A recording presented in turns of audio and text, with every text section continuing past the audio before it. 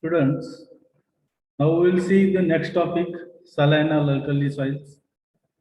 These saline and alkali soils are formed as a result of combined processes of salinization as well as the alkalinization. Already we have learned what is meant by salinization. Whatever the saline soils which are formed by the process, that process is known as the salinization, while the alkalinization in which these alkali soils are formed. This salinization and alkalinization come combinedly, it will give the formation of the saline alkali soils. As long as excess salts are present, the appearance as well as the properties of the soils are generally similar to those of the saline soils. As long as the excess salts are present within the soils, whatever the appearance of the soil or the properties of the soils, these are as like the saline soils. Under the condition of the excess salts, pH reading are higher than the 8.5 and the particles of the soil remains flocculated. Means soil particles remains jointly together. Flocculation, already we have seen the flocculation means the joining of the soil particles to give the formation of the soil colloids or the soil aggregates, which is known as the soil floccule, and the process is known as the flocculation. If the excess soluble salts, these are leached down, the properties of these soils may change markedly and become similar to those of the non-saline alkali soils. As and when the excess soluble salts, these are leached out through the drainage, then these soils properties changes and maybe as like non-saline alkali soils. Bad structure, compact soils with sealing. If we see the definition of the saline alkali soils, whatever the soils which are having the conductivity of the paste extract greater than 4 decimol per meter, exchangeable sodium percentage greater than 15, the pH is variable and usually greater than 8.5, then these soils are said to be the saline alkali soils.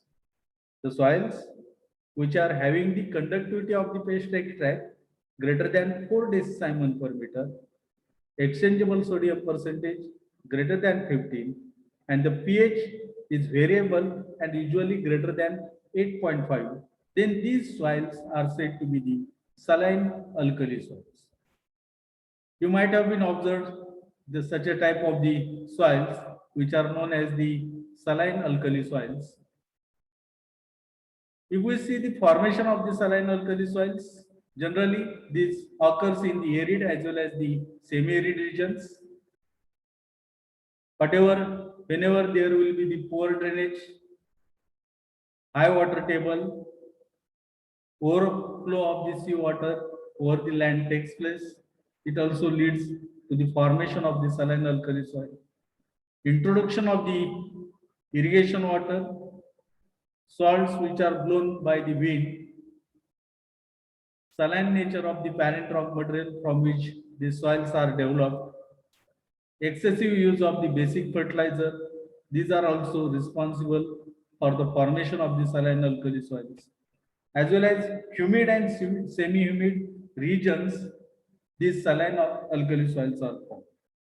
Thus, if we see the formation of the saline alkali soils, this occurs under the arid as well as the semi-arid region. Here, there will be the poor drainage, high water table, overflow of the sea water over land takes place, introduction of the irrigation water or salts blown by the wind and deposited on the soils, saline nature of the parent rock material from which the soils are developed, excessive use of basic fertilizers are also responsible for the formation of saline alkali soils. As well as humid and semi-humid regions, these saline alkali soils are formed. If we see the characteristics of the saline alkali soils, the pH of the extract is greater than 8.5. Electrical conductivity of the extract is greater than 4 decimol per meter. Exchangeable sodium percentage is also greater than 15, and sodium absorption ratio is also greater than 15. Whatever the soils which are having this pH, EC, exchangeable sodium percentage and SAR of the extract greater than 8.5, greater than 4 decimol per meter, greater than 15, then these soils are said to be the saline alkali soils. As the concentration of the salts in the soil solution is lower, some of the exchangeable sodium hydrolyzes and it will give the formation of the sodium hydroxide. As and when the concentration of the salts which are present in the soil solution, it is minimized, it is lowered down, then some of the exchangeable sodium will be hydrolyzed and it will give the formation of the sodium hydroxide. In any event, upon leaching, the soil may become strongly alkaline, in which pH reading may be above 8.5. The particles will disperse and soil becomes unfavorable for the entry as well as movement of the water and for the tillage operations. As and when, upon leaching, sometimes the soils may become strongly alkaline, and if these soils become strongly alkaline, it means these soils consist of the higher amount of the sodium concentration, which will give the dispersion of the soil particles. Thus, it will give the accumulation of these clay particles in the macro and micropores of the soils, which will prevent the entry and movement of the water in the soil, as well as it will create the unfavorable condition for the tillage operations. Although the return of the soluble salts may lower the pH reading and restore the particles to a flocculated condition. If these soluble salts are again added, it may give the lowering of the pH reading from 8.5 to lower down, and then again it will give the restoration of the soil particles in a flocculated condition in the formation of the small soil colloids. The management of the saline alkali soils continues to be a problem until this excess salt and exchangeable sodium, these are removed from the root zone and a favorable physical condition of the salt is re-established.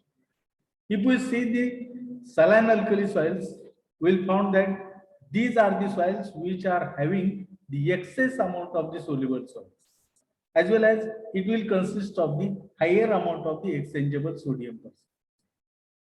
And as and when the management practices are carried out, it needs to remove the excess soluble salts as well as the excess exchangeable sodium from the root zone so that it will create the favorable physical condition of the soil in which this plant growth may take place. If we see the effect of the saline alkali soils on the plant growth, when soil is affected by the salts, its productive capacity decreases and plants sown therein cannot develop in a good condition. Already we have seen in the saline soils, as and when there is increasing the soluble salt concentration in the soil, it reduces the productive capacity of the soil, as well as whatever the plants which are planted sown in that soils cannot develop in a good condition. In these soils, sprouting of the seed does not take place in a proper way while raising the crops. As and when these crops are planted, sown in the soil, this sprouting of the seed does not take place. Hence, improper germination occurs particularly in these saline alkali soils. As and when this land becomes saline, water and organisms come back in the soluble salt. Hence, plant starts withering and dying. As this land becomes saline, whatever the water and organisms, this comes back in the soluble soil. Hence, these plants starts the withering as well as dying. Whatever the water, whatever the microbial population which is present in that plant, that will be returned to the soil. And as it returns to the soil, the withering of the plants or dying of the plants will start. The roots of the plants, these are also not able to absorb the water and nutritive elements in the required quantity. If there is a higher concentration of the salts in the soil, then the roots of the plants are not able to absorb the water as well as nutrients which are required by that. Besides this, even though there is existence of the humidity, but plant feels absence of the humidity. Even though there is a existence of the humidity, but that plant feels the absence of the humidity. These are some of the effects of the saline alkali soils on the growth of the plant. Then we will see the reclamation and management of the saline alkali soils. First of all, the physical amelioration or the reclamation and management, flooding and leaching of the soluble soils, ponding of land with good quality water. Whatever the soil which is saline alkali soils, in that soils we may go for the ponding of the land with good quality water. And if this soil is ponded, flooded, and then leached with the soluble salts, this will also help to reduce the amount of the soluble salts from that soil. Scrapping of the surface soil.